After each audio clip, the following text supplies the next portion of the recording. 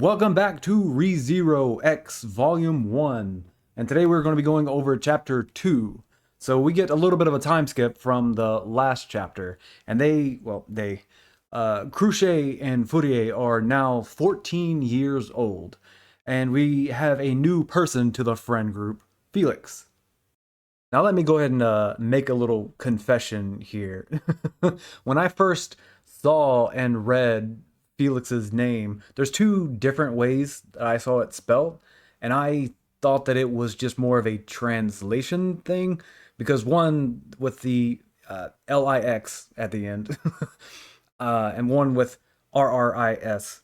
So I thought because of Japanese with the way that it is with the R's and L's, that maybe this was just different ways to translate it, but apparently that is not exactly correct. So I'm gonna try to do the Japanese here. This is probably not gonna be great, but so his actual name is Felix. So the nickname that he goes by is Ferisu. So it's really just taking out the "k" sound at near the end there, and from what I can tell, it's really he uses the shorter version, and the people close to him use the shorter version as kind of like a nickname, and everyone else calls him with the longer name. Um, I'll probably end up calling him Felix more than not, because that's kind of what I'm used to at this point. But most if I say Felix and it's one of his closer friends saying it, like Cruchet or the Prince, they're probably going to be using Ferisu. And I tried listening to the dubbed version to kind of see how they said it, but then back in the third arc, Crochet just uses Felix, just like everybody else, which she very much does not in anything that I've read. So I guess the dub decided to say fuck the nickname. So before we get into the actual chapter here, I'm going to go over some timeline stuff and try to explain my thoughts on how exactly all of this lines up. We know at the beginning of this chapter that both Cruchet and Fourier are 14 years old, and Felix has been with them for 5 years. So and during the first chapter, we know that Fourier is not yet 10. That's all that's really said. So I said that they were 9 years old at the time. But I guess it could be that they were eight. I can't imagine that they were any younger than that. But my guess is still that they were 9 years old. But there's a little bit of wiggle room there. And Felix's backstory isn't told right now. It's told in a later chapter. It's still in this volume, but it's not told until a little bit later. I'm going to go ahead and say it here just so it's in order for the it's in chronological order. So we get the end of the first chapter and they make the vow to one another, and Crochet starts to lean into her tomboy personality. And I think not long after that is when they start to hear rumors of the Argyle family abusing their son. So the way that I think the structure of the kingdom works, I don't think it's said anywhere. It's not said anywhere in the book, but the way that it comes off to me is that the entire kingdom of Lagunica is ruled over by the king and the council of elders. And then within that, it's kind of broken up into the higher nobility, and they rule over different sections of the land. And then within those, there is the lower nobility, and they basically pick up smaller pieces. So there is the kingdom, which is the everything, and then it's broken down into smaller, higher to the higher nobility section, and then within those sections, there is the lower nobility. So the Argyle family is the lower nobility that is within the Karsten domain. So whenever these rumors start to come out about the Argyle family doing something like this, then it is up to the Karsten family to investigate this. So that ends up leading Cruchet and her father to the Argyle mansion to investigate this, and they do find Felix, and he is locked up in a dungeon, and it's like completely black. But it looks like he is fed just enough food to not die. He is skin and bones. It looks like he hasn't seen the light of day in years. And I think it says that he was locked up in this dungeon for most of his life. I think at the beginning of his life, he was kind of held in a slightly bigger, I don't want to call it dungeon, but like a room that was pretty much a dungeon while he was like a baby and a little toddler. And then once he got a little bit older, they threw him in this cell and then just barely kept him alive. So at that point, the Argyle family lost everything. They were no longer nobility. They lost all the money, all the political influence, everything. They didn't go to jail, but this is the best I think that they were going to end up getting. And Felix ended up going and living with Crochet. So that is kind of the gist of what happened with Felix's early life. And then this is 5 years after that. At least that's what I think happened. And I think everything lines up here, so that's what I'm going with. So getting into the chapter, the three of them are meeting together, I think in Cruchet's mansion, or not Cruchet, the Karsten estate. It's not her mansion yet, she's 14. But they're meeting because the prince has a problem that he needs solved. And I don't think his name ever comes up in the third arc, but I'm pretty sure Crochet mentions that Subaru is a lot like the prince. And I can kind of see it actually. They're not the exact same, obviously, but the prince can be very dramatic sometimes. But he can also like flip a switch and be super serious and be right on the mark with everything he does and everything he says. And it kind of comes back to him, being the whole Lion King and all of that. So Subaru does it because he's lived it once before, so or more than once, oftentimes. So it's not for the same reasons, but their personalities can come off pretty similar. In fact, I actually think the prince is probably closer to Subaru's dad than anything, where he can be very dramatic, very playful, and then when he needs to be serious, he can just be serious. And it's Subaru without the cringe, if you can imagine that. So the prince burst into the room that the other two are in, and he is distraught because apparently Miklatov has set him up with a marriage meeting with someone from a foreign country. So this isn't like, well, it's not exactly like, what word am I looking for? Like an arranged marriage or anything, but it kind of is along those lines. So this is the daughter of a archbishop from the Holy Land of Gusteco, and that is the land to the north of Lagunica. So Gusteco is apparently just freezing cold all year round, or probably close to it. I actually haven't looked up the climate of the the region, but it is cold most of the time. So they apparently became very religious because of the harsh environment. So when I say that she is the daughter of a archbishop, it's not like an archbishop of just some church. It is the archbishop of the government. It's basically a monarchy, and I think that her position is probably somewhat similar to Cruchet's. Maybe not exactly because Crochet is a little bit special even in her case, but she would be somewhat close to like the daughter of a duke in the land of Lagunica. So it's kind of makes sense. They're trying to marry the fourth prince off to someone and the other in another country in order to more or less for political reasons, because none of the countries actually get along all that well. They get along well enough, but there's always a chance for fighting. So the prince wants out of this meeting because he is already in love with someone else. A very obvious someone else. And it's obvious to everyone except for Crochet. She is super dense, and the prince is not very good at being direct when it comes to his own feelings. So what we have is the prince not wanting to come out and openly say that he likes Crochet, and even when he tries to do little things to give hints, it doesn't get anywhere near Crochet.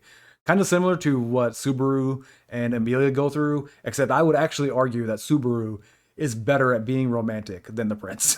That is the one area that I will actually give it to Subaru. Because Subaru will actually just outright flirt with Amelia, whereas the prince doesn't even get that far. Also, the girl that he is supposed to be meeting with is 19, and again, he's 14. Seems a little weird to me, but apparently it's not weird there in their universe. Uh, he also mentions that if they do end up getting married, it's not like she is going to come there. He is going to have to go there. Yeah, that makes sense. So he is going to end up having to move away if they get married. Felix tries to help him out by giving a suggestion that maybe Crochet pretends to be his lover, and she comes in during their meeting and interrupts and basically has them call it off, which the prince is very much all for. But Crochet lets them know that she already has previous engagements on that day. Turns out that Miklatov has called them to a meeting on that day. And he is not called the brains of the kingdom for no reason. He is very much out here playing 5D chess while Fourier didn't even know he was playing a game.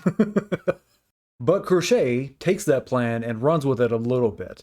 She says that she doesn't have to be the one to come in and pretend to be his lover, that maybe Felix could do it. And that is the new plan. All right, let me fix a mistake that I made in the last video. I said that all the events were pretty much happening like in this area, but I kind of forgot that their marriage meeting didn't happen at the Capitol. It actually happens around here at Meseret Estate, I think is the family name. There is no way I am saying that right. But it's happening here, and I'll butcher his name again here soon. So this is the dotted line here is the borderland or the border for Lagunica. So this is Lagunica. Up here would be Gusteco. So they're kind of meeting somewhat close to the border, and that's where this next section is going to take place. So the meeting is being hosted by Viscount Misery, which I'm sure I'm butchering that name, but that's who the nobleman who's in charge of this little part here, or that land, and he has some relationship with the Gusteco kingdom, or the Holy Land of Gusteco, whatever the fuck it is, I forgot. I mean, he's right there by the border, so he's gonna have some, I want to say clashes. It's not like they're fighting, but some bumping into them. This is not going. My word choice today is not going great. But the prince and Felix tell him about the plan to ruin the whole thing, and he is all for it. So the prince goes and meets her, and they're in their own private room, like a meeting room type place. I'm not sure how to say it. And Felix just bursts into the room and tries to be like, I'm in love with the prince. I will not stand for this marriage, that type of thing. But he doesn't really make it that far. He pretty much gets choked up on his words, or kind of stun locked whenever he sees the girl. This is Tyriana, and she is a big gal. Poirier and Felix try to be polite and everything, but it's very obvious that they are intimidated by her. And to her credit, she is very sweet and understanding about this whole situation. She just straight up says that she knows that she's a bigger woman and that that's completely okay. There's no reason for them to beat around the bush about it. Poirier then tries to continue on with the whole charade, but he is terrible at acting. Luckily, Felix is a decent actor, so he covers up for the prince stumbling over half his words. And it's enough that Tyriana is like not going to push the issue. She understands, like, it looks like they are trying to. I'm not gonna say that she recognized that they're faking it.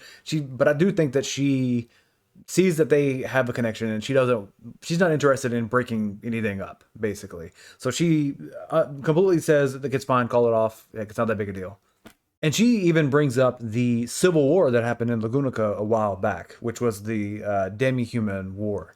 And she has heard rumors that there's still some resentment with demi-humans in the land of Lagunica, and she's happy that that seems to be going away, at least for this relationship. I mean, it's the prince of the land who has fallen in love with someone who is a demi-human. So the operation was successful until Viscount came back into the room. He is pretty rude to Tyriana, but it's very obvious that, like, they have some sort of relationship. I mean, once again, he lives close to Gusteco. It's not really that surprising that they would know each other, but apparently they've known each other for like a decade. I guess he used to go to Gusteco where she lives and would like hang out there and stuff. So they have known each other for a long time. And him being rude doesn't come off as him just trying to be mean. It's almost like teasing. And Felix sees this and makes a guess that Viscount actually likes Tyriana. And this causes him to get all embarrassed and flustered, and causes him to spill the beans that Felix is a guy. And Felix just kind of admits to it, and even proves it by lifting up his skirt to kind of give a little flash there. So this is apparently the first time that Fourier even knew about this. He apparently thought that Felix was a girl this entire time and is caught off guard, but he doesn't drop character. That maybe not be the best way to put it, because he's a terrible actor. But he says this: I don't care if you're a man, as long as you're you. So they do end up saving the little debacle that happened there, but after this, when they go to leave, the prince pretty much doesn't really say anything else to Felix. And this makes it a little awkward for him because he doesn't know how the prince is going to react to all of this. And a little while later, they get back to, well, Felix gets back to Cruchet's mansion. Again, this is not Cruchet's mansion. This is the Karsten estate right now, not hers. But gets back to her house, basically. And they're talking about the incident. So apparently, Viscount and Tyriana are going to get married. So Felix was right on the money with that one. There is also a rumor now going around that the prince prefers men. So, hey, maybe future marriage meetings are already solved, just not in the way they had originally planned. So while they're talking and while Felix is worried about how his relationship with the prince is going to change from then on, the prince actually once again bursts into the room, and he has his dramatic self has another problem that he needs his friends to solve. And that is the rumor going around about him only liking men. So Cruchet and Felix just lose it, and they bust up laughing. And it really helps to cut the mood for Felix, because now that kills the tension that he was worried about that was going to be between them. And now it kind of seems like they are just kind of back to normal. And so Felix kind of jokingly suggests that they just kind of leave it the way it is and just leave the rumor be. Because after all, the prince did say that he loved him. And I'm actually just going to quote Fourier again. That's a completely different subject.